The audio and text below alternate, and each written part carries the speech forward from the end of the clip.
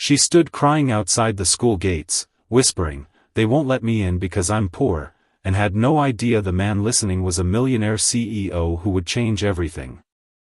Michael Stone stepped out of the front doors of Rosehill Academy just as the early autumn sun broke through the clouds. The elite private school stood proudly behind him, with its stone facade, pristine lawns, and a bronze plaque at the gate bearing the name of the very company he had founded nearly 2 decades ago. It had been one of his proudest contributions to the city. He had built the school as a symbol of opportunity, excellence, and achievement. Yet today, as he walked down the front steps in his dark blue tailored suit, his thoughts weren't on business or pride, but rather on how quiet the place felt despite its usual hum of prestige. He had just left a brief meeting with the board of directors regarding future expansion, something he thought would excite him, but instead, his mood was oddly restless. As his driver pulled the car around, Michael paused near the gate, distracted by a faint sound that didn't belong, the sound of soft crying. At first, he thought it might be a child from the lower primary wing, perhaps just having a rough morning.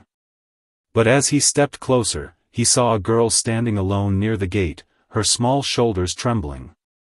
She couldn't have been older than 6. She was blonde, with long hair tied into a loose braid, wearing a red sweater and a blue denim skirt. A blue backpack hung heavily from her shoulders, and she wore oversized red glasses that slid down her nose as she wiped her face. She didn't notice him at first, too focused on holding back her tears. Something about her struck Michael. Maybe it was the determined way she tried not to cry, or the fact that she looked so terribly out of place in front of the school she clearly longed to be inside. He approached slowly, crouching down slightly to be at her eye level. "Hey," he said gently, "are you all right?"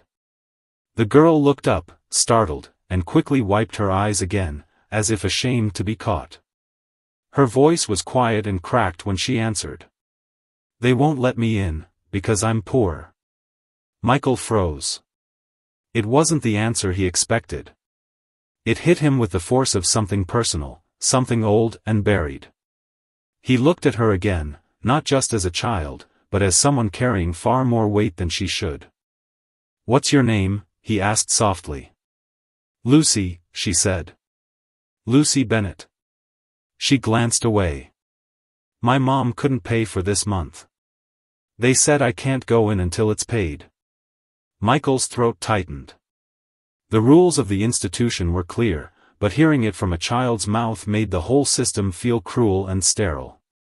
He felt a sudden wave of anger, not at the girl or even her mother, but at the policies that had allowed a 6-year-old to stand outside the gates of education and cry. He looked toward the school, then back at Lucy. She wasn't asking for anything. She wasn't begging. She was just standing there, resigned and humiliated. That, more than anything, got to him. For a man who had signed deals worth hundreds of millions, spoken in boardrooms across the globe, and built skyscrapers that changed skylines, he had never felt so helpless in front of someone so small. But he wasn't helpless. Not this time. He straightened up, offered his hand, and said, "Let's go talk to someone. No one should be turned away from school, Lucy. Not ever." She hesitated, then slowly reached for his hand. As her fingers wrapped around his, Michael Stone knew his day had just changed course, and possibly, so had his life. Inside the school's main office, everything was polished, quiet, and professional. The administrative secretary looked up from her desk as Michael walked in with Lucy by his side. Her face immediately shifted when she recognized him, not just a visitor, but the man whose company's name was etched onto the foundation plaque. Michael gave a polite nod, but his expression was serious. "I need to speak with the principal," he said calmly. The secretary stood up instantly, a bit flustered, and gestured toward the hallway. "Of course, Mr. Stone. He's just down the corridor in his office." As they waited outside the principal's door, Michael looked down at Lucy, who now stood much closer to him than before. She was quiet, but he could feel the nervous energy radiating off her. She clutched the strap of her backpack with both hands, as though afraid someone might take it or tell her to leave again. Her glasses had slid down again, and Michael instinctively reached over and adjusted them gently. "You did nothing wrong," he told her. "Don't let them make you feel like you don't belong here." When the principal finally came out and saw Michael standing there, his expression shifted into a welcoming smile, though it was clear he hadn't expected this unannounced visit. "Mr. Stone, what an unexpected pleasure," he said, shaking his hand. "What brings you?"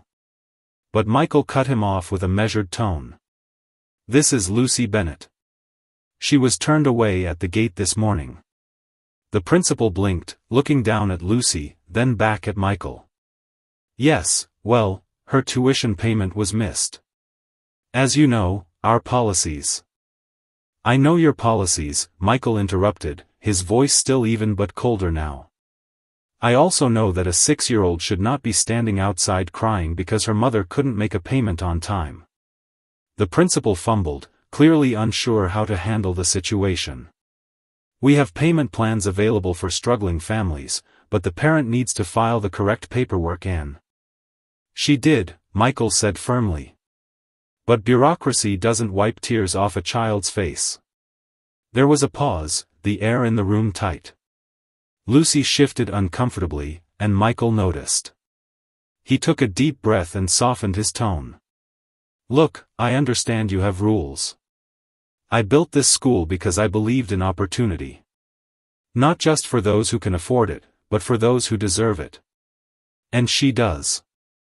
The principal gave a small nod, not exactly agreeing, but sensing the discussion was not one he could win.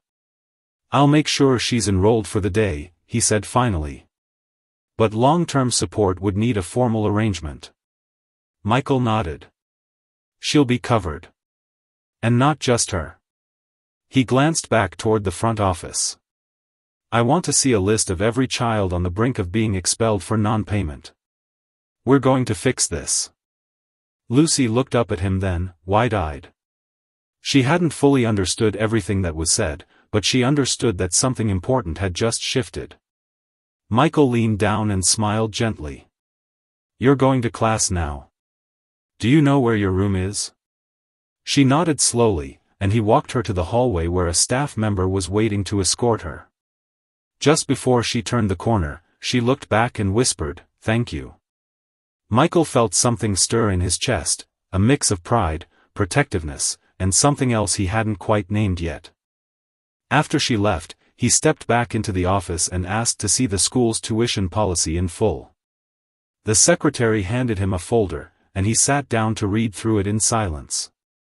For years he had contributed to education with his money, his name, and his reputation, but this was different. This wasn't about legacy. It was about doing the right thing when no one else was watching. It was about making sure that a little girl like Lucy never had to stand outside the gates of opportunity again, feeling less than the rest. He spent the next hour setting up a plan, a fund not just for Lucy, but for others like her. Quiet, invisible kids who slipped through the cracks while the world focused on scores and uniforms. By the time he left the building, he had authorized an emergency scholarship fund, named it anonymously, and instructed the school to ensure that no child was turned away again due to temporary financial hardship. He didn't want credit. He wanted change. As his car pulled away from the school, Michael looked out the window, not at the buildings or the polished signs, but at the gate, still standing tall and proud. Only now, he didn't just see stone and metal. He saw a place that had failed Lucy for a moment, and then, perhaps, had been given a second chance. Just like he had. Later that afternoon, Michael sat alone in his office on the top floor of Stone Enterprises, surrounded by polished glass walls and views of the city skyline.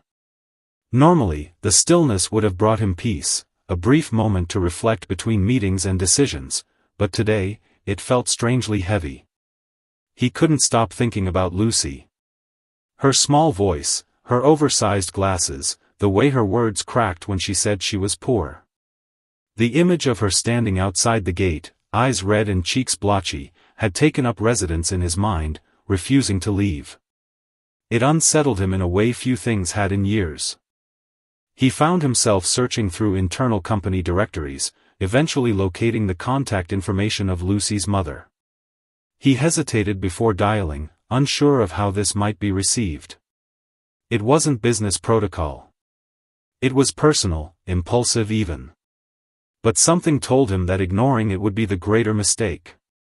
After a few rings, a soft, tired voice answered. "Hello?" Michael introduced himself carefully, explaining who he was, how he had met Lucy that morning, and what had happened since.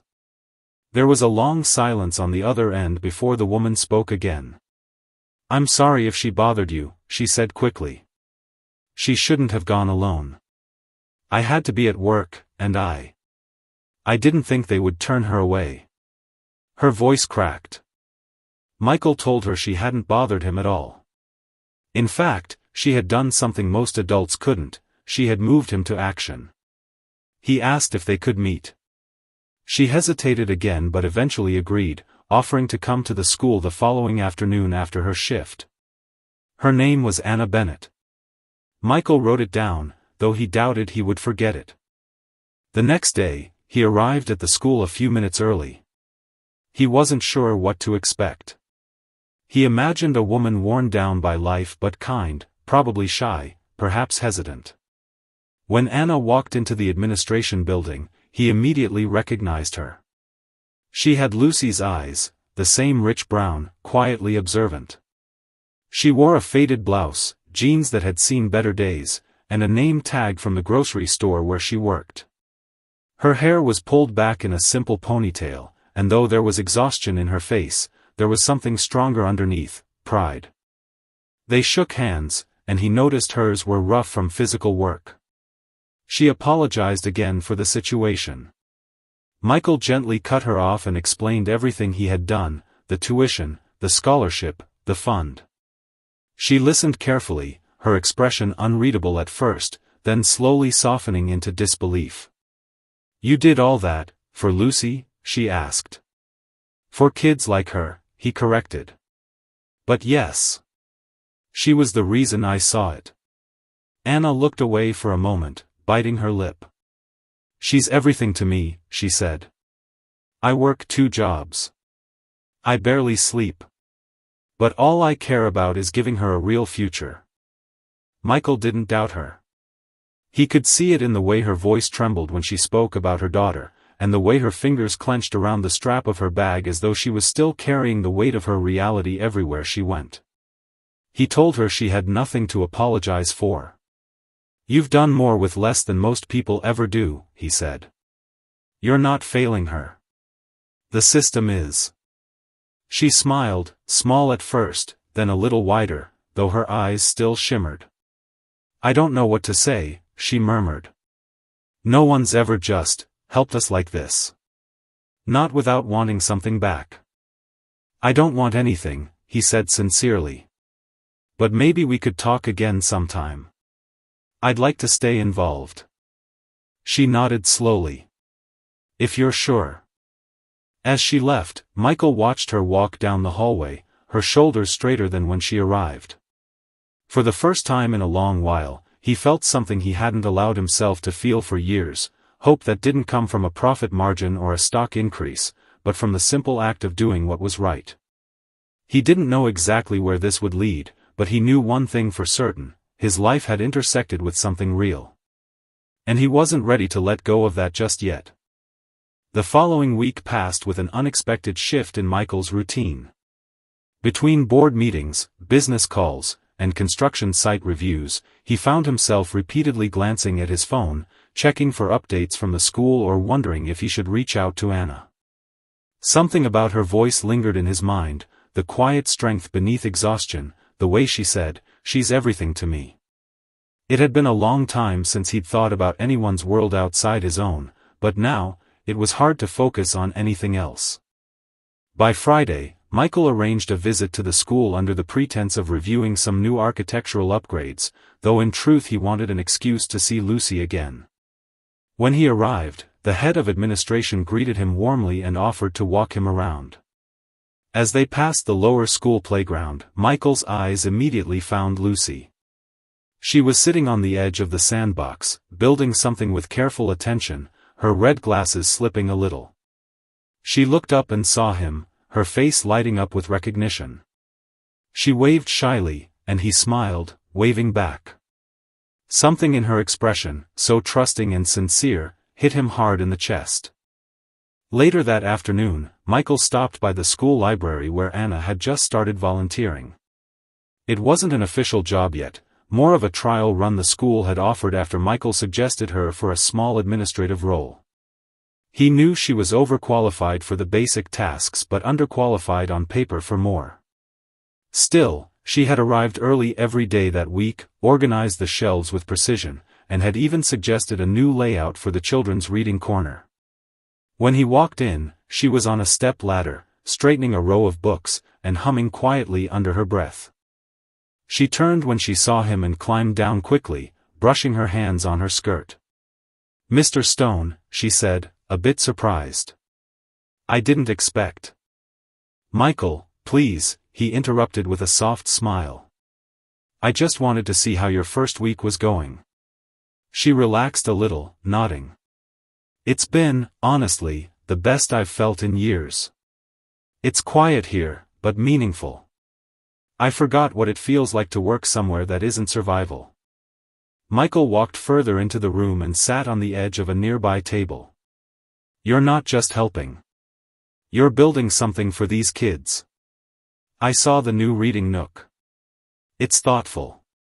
Comfortable." Anna looked down, almost embarrassed. "I used to dream about being a teacher," she said. "But then life happened. Marriage. Bills. A baby. And when my husband passed, all of that just faded into keeping the lights on." He was quiet for a moment, hearing more in her silence than in her words. "You haven't lost that dream," he said eventually. "You've just been too busy carrying everyone else to see where it could still fit." She looked at him, startled, as though no one had ever said that out loud before. And perhaps they hadn't. They talked for almost an hour, about books, about parenting, about regrets and what-ifs. Michael told her about his own past, things most people didn't know, how his father worked 3 jobs and how his mother cleaned houses just to pay for his first year of college. He admitted that somewhere along the way, he had traded passion for power. Anna listened carefully, not judging, just absorbing. As the sun dipped lower outside, casting golden light through the tall windows, the conversation grew lighter. They laughed, shared favorite novels, and even discovered a mutual love for old jazz records. When Michael finally stood to leave, he hesitated. "I'm not sure what's happening here," he said quietly, "but I know it's something I don't want to rush or ruin." Anna looked at him for a long moment, then nodded slowly. "Neither do I." When he stepped outside, the air felt different. Not lighter, not heavier, just full of something new. Possibility. It wasn't the same satisfaction he got from closing a deal or approving a project. It was something more uncertain, more human. And as he got into his car and glanced one last time at the library windows glowing in the late afternoon light, he realized he was beginning to look forward to these moments more than anything else in his day. The next few weeks unfolded in a rhythm that neither Michael nor Anna had expected, yet both began to quietly welcome. What started as occasional check-ins became intentional visits. Michael would stop by the library during his scheduled site inspections or drop off new books for the children's corner that he and Anna had started redesigning together. Their conversations grew longer, layered with small glimpses into each other's lives, moments that slipped from formality into something personal, familiar, even comforting. He learned that Anna had a quiet but clever sense of humor, and that Lucy loved puzzles and always kept a spare piece in her pocket for good luck. She learned that Michael, despite his reputation as an unshakable executive, never finished his coffee and still kept a note from his late mother in his wallet. One rainy Thursday afternoon, Michael arrived at the school unannounced. The weather had slowed the city to a crawl, and he had cancelled his meetings for the day. Instead of returning home, he found himself pulling into the school parking lot, umbrella in hand, walking through puddles toward the warm light of the library. When he stepped inside, the room was nearly empty, except for Anna sitting at one of the reading tables with Lucy beside her, helping her sound out words from a children's book. Lucy looked up and smiled when she saw him. "Mr. Michael," she said excitedly, and Anna turned, caught off guard but not displeased. "I didn't know you were coming today," Anna said, rising slightly. "I wasn't planning to," he admitted. "I just wanted to see how things were going." The rain pattered against the windows, casting a calming hush over the room. He took off his coat and joined them at the table. Lucy proudly read a few more sentences, then ran off to shelve her finished book.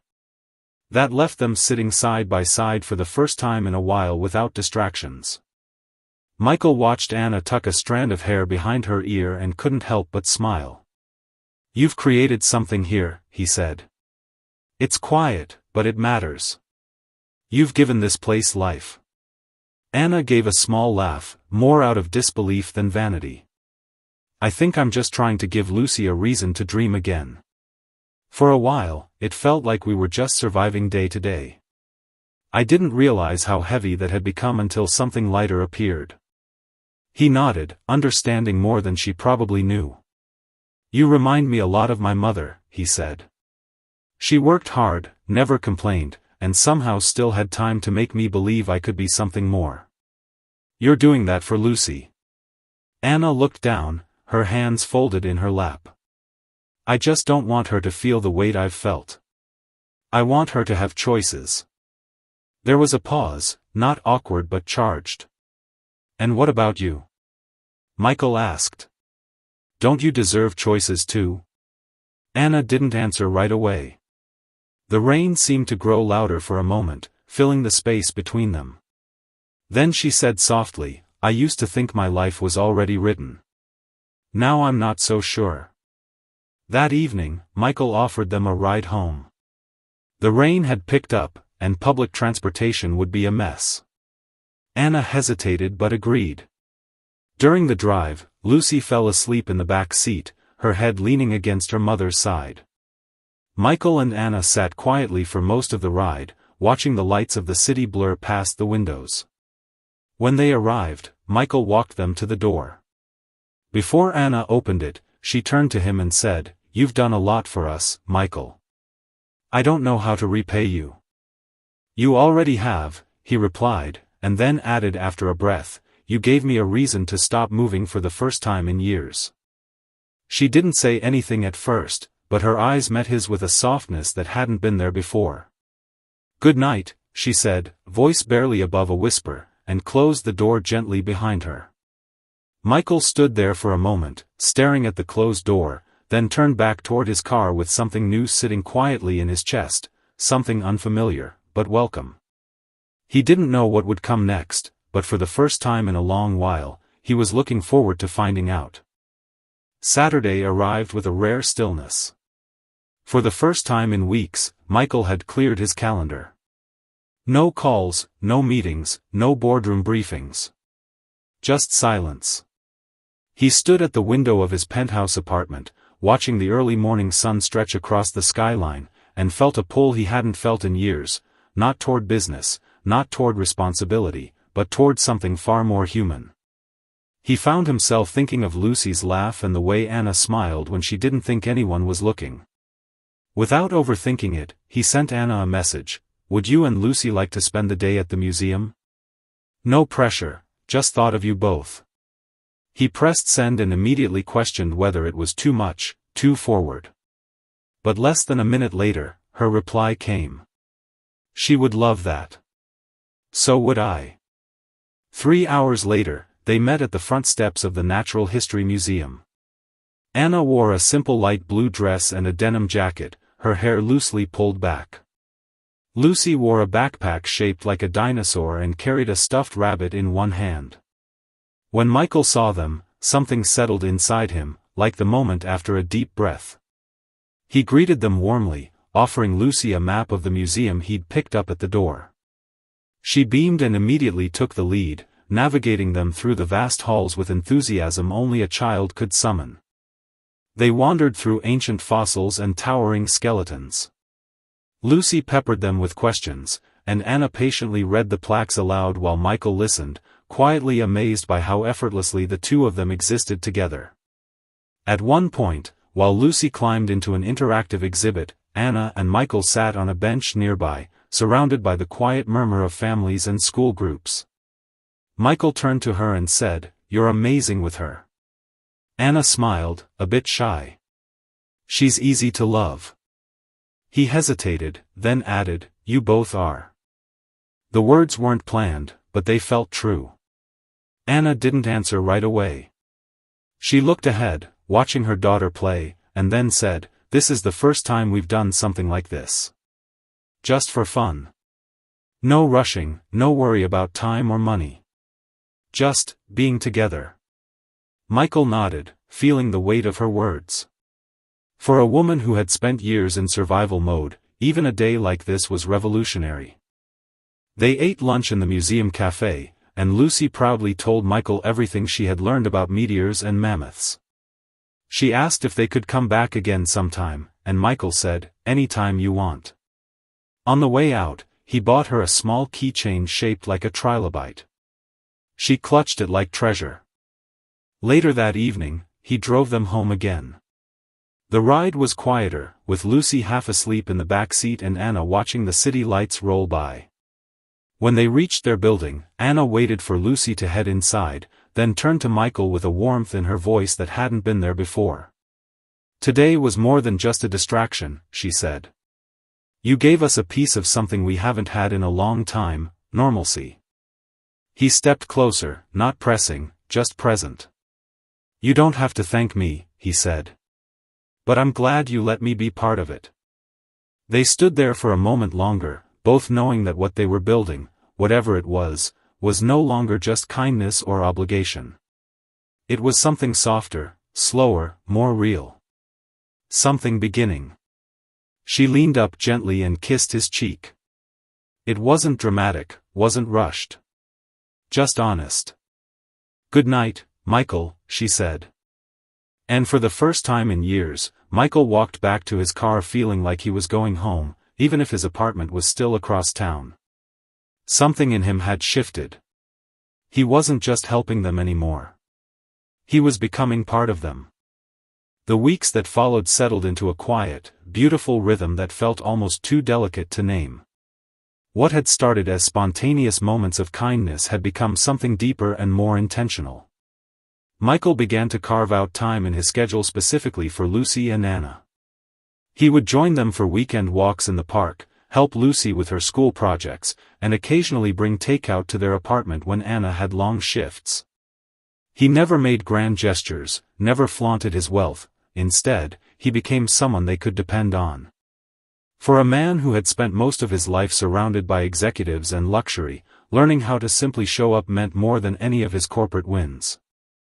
One Sunday afternoon, they were all at the community garden a few blocks from Anna's building. Lucy was running between flower beds with a watering can, her giggles echoing through the late spring air. Michael and Anna sat side by side on a wooden bench, both sipping lemonade from paper cups. The garden was quiet, with only a few neighbors tending to their vegetables. Sunlight filtered through the leaves above them, casting shifting patterns on the ground. Anna looked over at Michael and smiled. "You're good with her," she said softly. "Like, really good." Michael shrugged, almost embarrassed. "I never thought I'd be good with kids. I've spent most of my life in meetings. I guess it just never came up." Anna laughed gently. "You'd be surprised how natural you are. Lucy loves you. She talks about you all the time, you know. Draws pictures of the three of us together and tapes them on the fridge." Michael looked away for a moment, not wanting to show how deeply those words touched him. "I never imagined this," he said after a pause. "I've had everything money could buy. But this is something else." Anna nodded slowly. "You know, for a long time, I thought we were invisible. I thought people like you didn't even see people like us. Not really. And then you showed up." She looked down at her hands and added, "At first, I thought it was a miracle. Then I thought maybe it was temporary. But now now I'm starting to believe it might be real. Michael reached over gently and took her hand. It is, he said. It's real for me too. She didn't pull away. Instead, she intertwined her fingers with his, and they sat in silence, connected not by drama or desperation but by something steadier, trust. That night, after walking them home and saying goodnight to Lucy, who had fallen asleep on the couch with her bunny in her arms, Anna stepped out into the hallway with Michael. The building was quiet, the kind of quiet that only comes after children have gone to bed and the world begins to breathe slower. She leaned against the doorway and looked at him with an expression that was no longer uncertain. "You've changed everything," she said. "Not just our situation, me. I forgot what it felt like to look forward to tomorrow." Michael stepped closer. "I don't want to go back to the way my life was before I met you too. I didn't realize how lonely it was until you both gave it color." She smiled, and for the first time, it wasn't guarded or cautious. It was open. Full of belief. He leaned in slowly, giving her time to stop him if she wanted, but she didn't. Their kiss was soft and unhurried, built not on impulse but on every small moment they had shared, the late-night talks, the laughter, the silences, the trust. When they pulled apart, they both knew nothing needed to be said. Something had shifted between them for good. That night, Michael didn't return to his apartment right away. He walked the city blocks aimlessly, his hands in his pockets and his heart unusually full. He had always been a man driven by numbers, deadlines, and deals, but now, for the first time, he was driven by something immeasurable. He didn't know exactly what the future would look like, but he knew who he wanted in it. And that was more clarity than he had ever found in any boardroom. Summer came in quietly, with long golden evenings and the sound of children laughing in open windows. By the time the school year had ended, Lucy had finished at the top of her class in reading and had even won a small award for kindness, something that meant more to Anna than any academic honor ever could. She pinned the certificate on the wall above the dining table, just next to Lucy's drawings of their new life. One picture stood out. It showed the three of them standing together in front of a house with a tree, holding hands, a sun beaming in the corner of the sky. When Michael saw it for the first time, he didn't say much, just smiled quietly and asked if he could keep a copy in his office. Over those final weeks of the season, things began to fall into place so naturally that it almost felt surreal.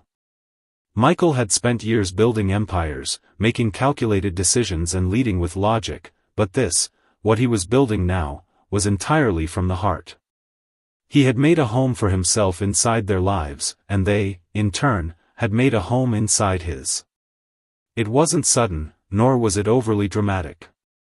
It was built slowly, in small, meaningful choices, in school pickups, in shared dinners, in spontaneous ice cream stops, and in quiet Sunday mornings where no one needed to rush anywhere. One afternoon, he brought Anna and Lucy to a quiet piece of land just outside the city. It overlooked a small lake, framed by old oak trees and wildflowers. As they stepped out of the car, Lucy ran ahead chasing butterflies while Anna stood beside him, her brow furrowed slightly in confusion. "What is this place?" she asked. Michael looked at her, not with pride but with quiet certainty. "I bought it a few years ago, but I never knew what to do with it. It always felt too empty, too silent. Now, I think I finally know what it's for." He paused and added, "I want to build a home here. Not just for me. For us. If you want that." Anna didn't respond right away. Her hand found his, fingers slipping together like they had done so many times before. "I spent so many years thinking a life like this was for other people," she said quietly. "And now it's standing right in front of me. It feels unreal." Michael turned toward her, his voice steady. "It's real. And it's yours. If you'll let it be." They didn't decide everything that day. There was no proposal under the sunset or orchestras swelling in the background. But what they shared was far stronger than spectacle, it was commitment in its truest form. A promise spoken in trust, in daily effort, and in love that had grown through hardship, not despite it. A few weeks later, they held a small gathering in the courtyard of the school. It wasn't just a celebration of their engagement, it was a celebration of everything that had brought them to that point. Teachers, children, friends from the neighborhood, and even some of Michael's stunned colleagues came. Lucy was the star of the day, wearing a white dress with little sunflowers stitched along the hem, twirling between the chairs and handing out paper flowers she had made herself. At one point, she stood on a bench and declared proudly, "Now I have a family that loves me so much I feel like I glow." Everyone laughed, and Michael lifted her onto his shoulders while Anna watched, tears forming in her eyes, not of sadness, but of overwhelming gratitude. In the months that followed, Michael slowly began shifting his priorities. He delegated more at work, started leaving his phone behind during dinner, and even began teaching Lucy how to play chess on Saturday mornings. Anna enrolled in evening classes to finish her teaching degree, something she had once buried as impossible. Michael paid the tuition without question, not as a favor, but as belief in her future. Their house on the lake began construction by autumn. Lucy helped pick out the paint colors, insisting every room should have something happy in it. Michael agreed. He had never cared much for color palettes or interior design, but now every detail mattered, because every detail would hold pieces of them. By winter, they were living in something new, something strong. They weren't just surviving anymore. They were building. Together. And sometimes, late at night, when the world was quiet and the house was warm, Michael would sit beside Anna, their hands intertwined beneath a blanket, and think about the day he had seen a little girl crying at the school gates. That moment had altered the course of his life in ways he never could have predicted. What began as an instinct to help had led him to love, to healing, and to a family he never knew he needed, but now could never imagine his life without. In my view, the ending of this story is exactly what it needed to be, not perfect, but deeply human. It's not a fairy tale in the traditional sense, it doesn't offer magic or sudden miracles, but it shows how compassion, consistency, and quiet love can transform lives in a way that feels both emotional and believable. Michael didn't just rescue Anna and Lucy, he allowed himself to be changed by them. That's what makes the ending powerful. It's not about wealth saving the day. It's about someone with power choosing to use it for good, for connection, and for something real. The family they become is earned, not gifted, and that makes their happiness feel honest. The story reminds us that true richness is measured not by what we have, but by who we choose to be for others.